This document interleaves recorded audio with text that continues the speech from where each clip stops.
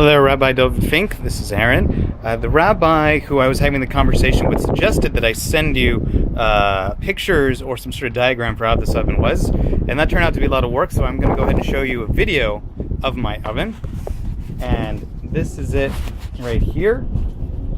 So it's primarily made of flower pots.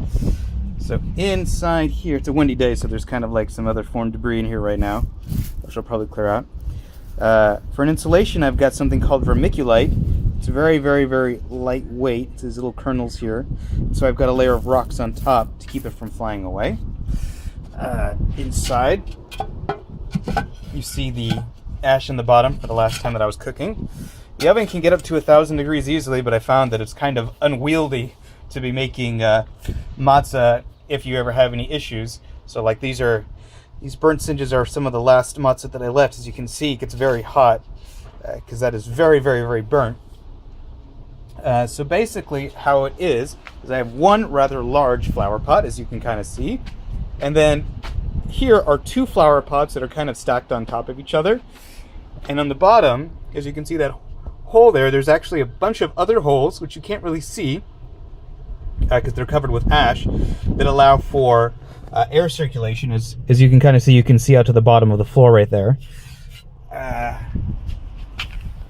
And then down here I have one of the flower pots, like I'd cut in half and use it to catch ash that comes down from the bottom. Maybe if I put this phone up here, you might be able to see how the bottom is constructed. I can't really see if you can see it or not.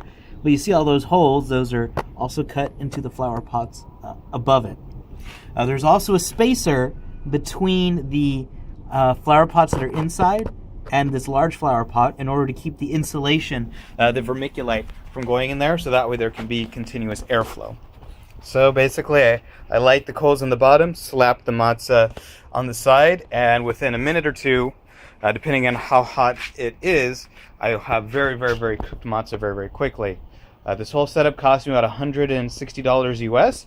It was made completely out of parts I was able to find at a hardware store. I think I went shopping at Home Depot. I don't know if you have that in Israel, but this is my tandoori / matzah oven. It's never had anything other than the flour that I've ground myself. Everything was always made in accordance to what it seemed to me the laws of the Shulchan Aruch and the Mishnah Torah were. And yeah, this is it. So I'll go ahead and attach this to the email. Please let me know what you think. Take care. All the best.